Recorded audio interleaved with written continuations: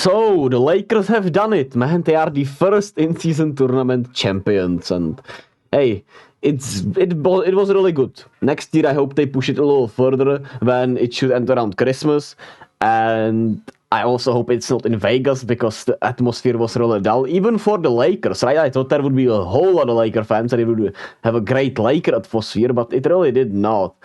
And or at least to me, maybe inside it had a better atmosphere, but it usually is like that with these neutral side things, right? When you look at soccer or football or not the Super Bowl. The Super Bowl has a great atmosphere, but in football, when there's a Champions League final, I think the atmosphere is lacking when it's the neutral side. But I also understand why it should be a neutral side game, right? But I would at least rotate it around, man. Maybe Seattle could get one, maybe some other city, because Las Vegas was just kind of dull to me. And let's get to the game. Let's go over other than the complaining. The Lakers have had a really good game plan, right? They had lengthy wings on Tyrese Haliburton. It was Cam Reddish, it was Taurean Prince, it was Jared Vanderbilt off the bench, and they gave him a lot of trouble with their size and length, while they were also sending two at him and giving him a different looks with that way, and just forcing others to make shots and create for themselves, which everything goes through Tyrese Haliburton. And even when he could not create that much because of the defense and everything, they did fight as well as they could. It did not help that Bruce Brown, Miles Turner, and Buddy Hield were just not good today. They simply weren't good. Tyrese, like I said, got bottled up with that a little bit. And nobody really shot well against this Lakers size and defense, right? They just have so many good athletes and so much length and size, and AD out there anchoring it with his defensive prowess. He's one of the best defenders in the world when he's locked in defensively, right? And today he just dominated. 41 points, 20 rebounds, 5 assists, 4 blocks. He was just all over the place, sensational. Hopefully, well, he did get banged up a little bit throughout the game, but probably just little bang-ups, right? He was sensational. LeBron picked his spots really well. He was really good. Wasn't as dominant as I thought it'd be against this Pacers defense, but they fought fluently. And, LeBron was still really good. Cam Reddish was really good defensively and even offensively, chimed in. D'Angelo Russell did it really well. Austin Reeves was sensational in the first half. He, gave them life in the first half. And they won even with 2 made 3-pointers. That's how much of a bully ball it was, right? How many points did they score in the paint? It was a whole lot of points in the paint. 86 points in the paint to 44 in the Pacers kind. It was such a bully ball. And, Miles Turner is a bad rim protector. We know this. And he was really bad offensively also. And they simply don't have the lengthy forwards. That's why they are in the market for them, as we have heard. For Pascal Siakam, OG Anunoby, and who knows who else could be in that market. There's not many. It's hard to find wings that will be tradable, right? Especially somebody like a Paul George back to Indiana or a LeBron, right? I know LeBron is a bad example, but you need some of those bigger wings, and there aren't many of them really when you think about it. And they just, are on the rise. They were still in this game. They have a lot of heart. They got to the free throw line a lot. They fight as hard as anyone. And I think with experience, this is a great test for them because this was essentially playoff atmosphere, playoff defense.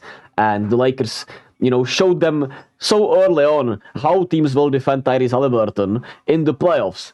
And they struggled with that today, but it gives you such a head start if they make the playoffs, which, I believe they will. Of course, it's not going to be easy. If Tyrese gets injured like last year, it's going to be really rough. Because last year, if you remember, they were right there until Tyrese Haliburton got injured with like 15 games or what it was. I don't know, but he got injured for like 10 to 12 games and they completely slid out of the playoff picture. And it's just a great experience. So we're really happy for the Pacers and what they showed, even though today was kind of ugly. But that's because the Lakers are just really good. They have one of the most athletic, defensively versatile rosters with so much length and size. They obviously like the shooting, but against a team like the Pacers with the bully ball they can provide, it doesn't matter. They out-rebounded them by, goddamn, 23 rebounds, which is insane. And Yeah, the Lakers are scary. I'm excited to see when they'll play the Timberwolves, who that's one of the teams that has the size and length that can match up with the Lakers. We know the Nuggets match up with them really well, and I'm interested to see how the Clippers could do against them with their personnel. The Thunder will be intriguing. I think the bully ball, of course, can work on the Thunder, but they also have a lot of shot creation that the Pacers don't have, and they also have better rim protection in Chet, even though, of course, he's a skinnier than Miles Turner. But it will be intriguing to see those teams against the Lakers play. And yeah, shout out to the Lakers. LeBron wins the first in-season tournament MVP, better than Jordan already. And only thing he's missing is the Western Conference Finals MVP now. So we'll see if he can do it today. They said they know that's not the real thing, right? They want that championship, and they're one of the teams that is poised to be in that conversation, of course, with everything they have going for them. And they are fifth in the standings. They are doing really well despite a little bit of a rougher start. And they play Dallas next. Ooh, that's gonna be an intriguing one. Dallas, 2 games against the Spurs. They have a good schedule. They play Minnesota Minnesota and OKC right before Christmas. Ooh, that's gonna be fun. That's going to be really fun. I'm excited for that. Ooh my, that's gonna be a fun matchup. I'm rooting against them though. I'm trying to be as unbiased as possible because I am rooting against them. Don't get it twisted. Ooh, the Christmas stretch will be so fun. Timberwolves, Thunder, and Celtics. That's gonna be a fun stretch to watch, man. Anyway, that's it for me today. Hope you enjoyed, and hope you enjoyed the Vegas tournament. I'll catch you all next time.